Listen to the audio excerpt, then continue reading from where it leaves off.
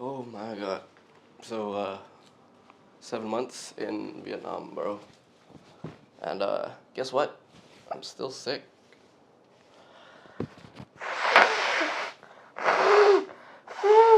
If it's green, it's really bad. If it's yellow, I think I'm still fighting off some type of like sinus infection that I just got this week. And on top of that, have you ever coughed so bad that you gag on top of your cough? Yeah, I've been doing that once every morning. But let's get into this video, bro. Last week marked my 7 months in Vietnam. Packed my life in all my suitcases, and I leave in exactly 12 hours. Where I decided to give up my life in Vancouver, Canada, and start this crazy dream of mine to be a full-time content creator. And you're like, oh my God, everyone wants to do that. But I bet you on God that I wanted to do this before most of y'all even had hair on your balls. That TMI. If I were to die tomorrow, what would I do? I would go damn to Vietnam and live and travel and do the things that makes me happy. And fast forward those 7 months, I'm still hella sick. So let's get that out of the way. A part of me was like, every morning I'd cough really bad. I would like feel like I'm hard to breathe. And everyone's like, yo, you should get one of these. That's what I did, bro. It's a giant AirPod. No, it's a air filter. You need one of these. On top of that, no one ever talks about how getting the AC on all the time can make you sick, like sick. So I started reducing the amount of times that the AC was on and use a fan now. I try to wash my bed sheets a lot, not because not what you think, but because it gets really dusty in Vietnam and air pollution. And I think I went to the doctors and they're like, oh, we took an x-ray, blood test, everything. You're good. They look fine to me, your lungs. You probably are just allergic to the air. So besides getting sick all the time and been like, maybe I should just wait it out and maybe it'll eventually get better. Because everyone's like, oh, at the 6-month mark, it'll get better. You'll feel like you'll never get sick again. That was not scripted. Y'all can see this. I think I had like a sinus infection. Like this week especially, I got like some kind of like sinus infection. Like I literally blow out like green, like neon green, maybe neon yellow snot, bro. But everyone's like, it's sick, you're sick. I don't think I'm sick. I even have some kind of like infection, sinus infection, sinusitis. And I think that was the hardest hurdle getting here 7 months because no one ever talks about that. Because growing in Vancouver, I was fine. Never had any physical health issues, you know? And coming here, oh my googly moogly, my health immune system was put to the test. And I think it's doing okay. But besides that, 7 months, what has actually been going on? I gained a little bit of weight back, you know? Slowly gaining my weight back. It's just adjusting to the heat because your body does adjust to that.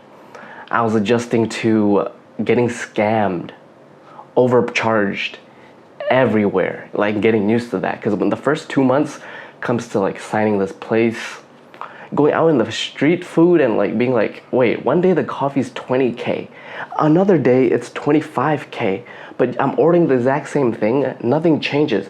The only person changes is the server. But then I'm slowly to find out like it's a common thing out here, especially in Ho Chi Minh City, where people from Minh Tây, Cà Mau, Đồng Tháp, Sóc Trăng, Vũng Tàu, wherever they come to the city, you get hustled. And it's a mentality that you gotta be aware of, where it's like, oh my God, my things are gonna get snatched. I'm gonna get hijacked in terms of pricing this. You gotta get used to it. Because when it first happened to me the first month, I was like, man, I was so pissed. Like, how dare they? How dare they? But it's like, you know, people gotta eat. And it's like, if you're ignorant and you don't know that, you'll kind of be in this constantly scared position that I was in and angry. I'm like, ah. But it was like, it was a good learning experience for me, right? Learning how to deal with adversity straight on and be like, okay, talking to friends about it, like this is definitely a learning opportunity for me. Adversity, you know? Getting used to getting overcharged all the time, getting used to getting stared at, because especially if you are all my ladies out there, right? And me, being a guy, tattoos, getting used to being stared at, like looked up and down, and like it's something I'm not used to, because in Canada, Vancouver, no one ever stares at you that much, right? But here, people stare. From the other perspective, you're foreign, you're new, right? And people are like, oh, who's this? Who are you? Which also comes into the fact of you're an easy target. So that's something that, knock on wood, jambia, that it has not happened to me yet. I'm smart with it. I have not encountered any sort of petty theft. What's next? So I stopped getting poops, right? I poop here and there. Like every day's poop is good, but like I stopped getting like belly poops. Like you need to know where you want to eat, and I think that's also where I started gaining my weight back, getting used to like the climate. Your body takes some time to get used to the heat. Because I used to take like 5 showers, 6 showers a day. I still do sometimes. I take a shower, I'm instantly sweating. Yes, I moved everything and I came to Vietnam, but I got a lot of you guys watching me. And my 13-year-old self who wanted to be a YouTuber was like ecstatic. I'm like, oh my God. I went 10 years of making content. Not that great content, to be honest. But now, people are watching. A lot of people. At the filming of this video, 69K on IG, 50K on TikTok. Be watching my journey. And it was something that I was not ready for. Fame and clout and attention. Because the year before, I was this super depressed kid in Vancouver, laid off from his job, heartbroken in pieces. And I'm like, I was just like isolating in my room in Vancouver, being like, what's next for me, you know? What do I do now? Everyone around me is so busy working with their career, doing X, Y, Z, and I'm just like, man, I feel like a loser, bro. And then I talked to my friend, and I was like, okay, my life just went to complete, utter crap. What do I need to do, right? And he's like, Peter, so what do you want to do, right? You're in a place right now where you worked really hard, and you have some time to rest. Why don't you do that? And then I rested. And I literally, every single day, I didn't do anything. I was just in my room. I made sure I go to the gym and just stayed in my room, you know, for almost an entire year. And that's when I started to plan, where I'm like, what would I want to do, right? Put away the side that I grew up hella poor, constantly always worrying about money. What does my kid self want to do? I want to go to Vietnam, right? And not become a travel food blogger and be like, oh my God, this is a $1 pho, and this is like, I don't want to do that, man. I want to go back as something was calling me back. My intuition, my drive, my curiosity, to document that journey of me piecing together what I really wanted to do in my life and making that happen. And that's what I did it.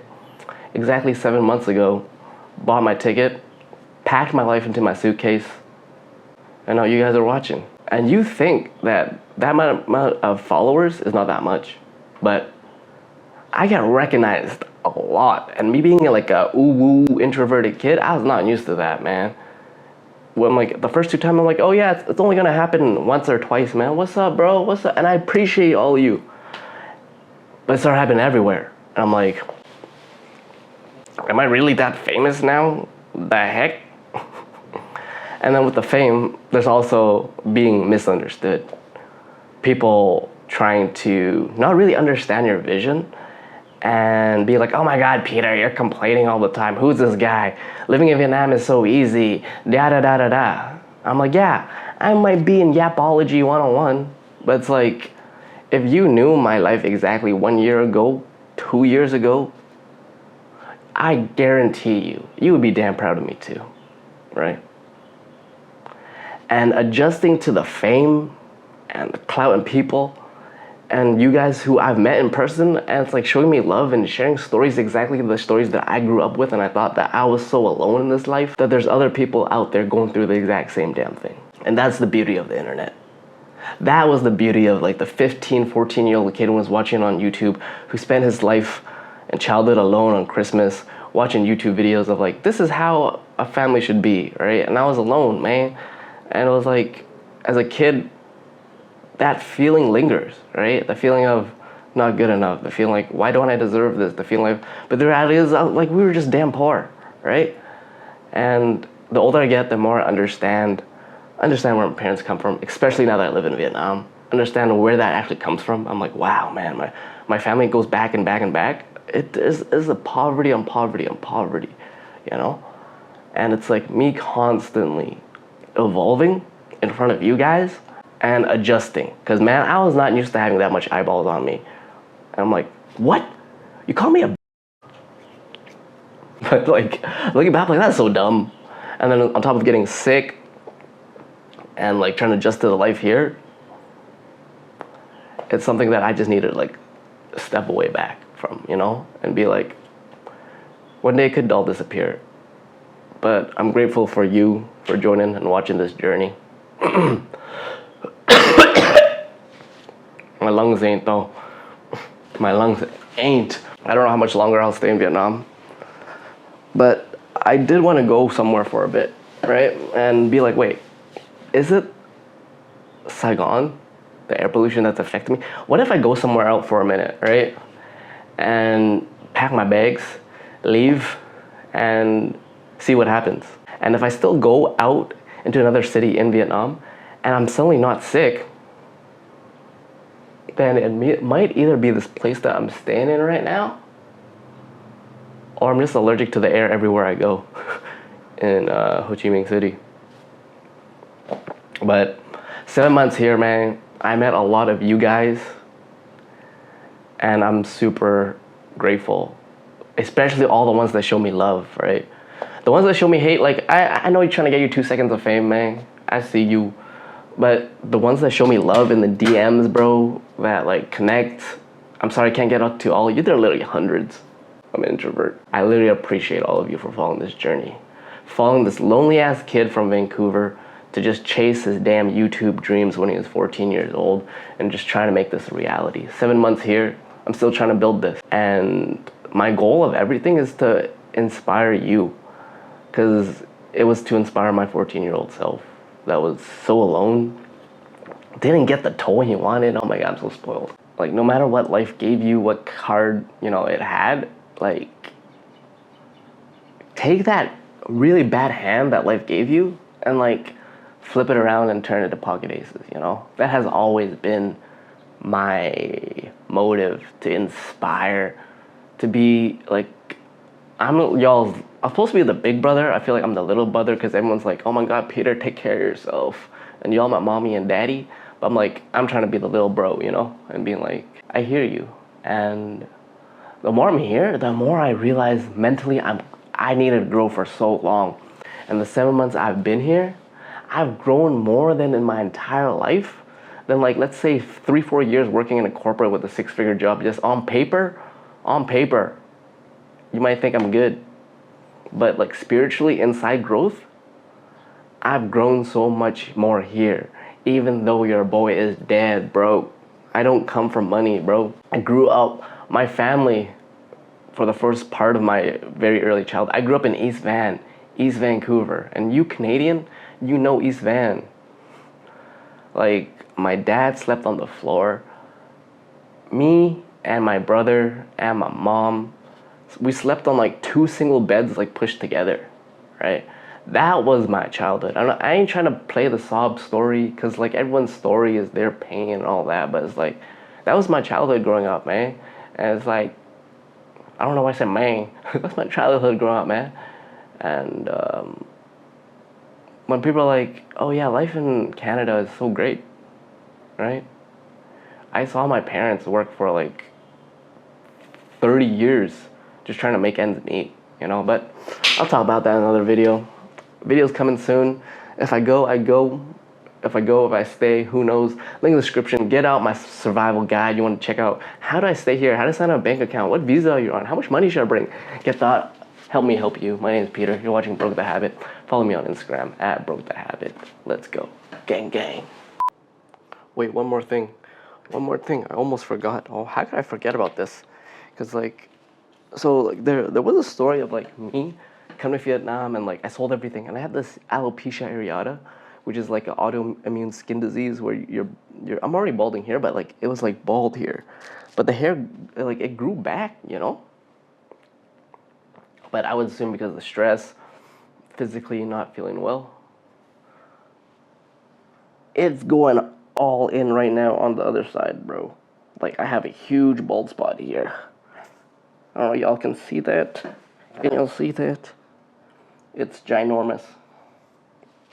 And it's like a crazy disease where it's like hopefully it does not spread everywhere like my eyebrows, bro, or my mustache, my facial. Please don't happen to my face. But I feel like it's already happening here a little bit. But like the whole story of me coming here and like, oh my god, my body's healing. I don't know, man. But yeah, keep y'all updated on that spot as well. But might have to go full Krillin pretty soon. What can you do?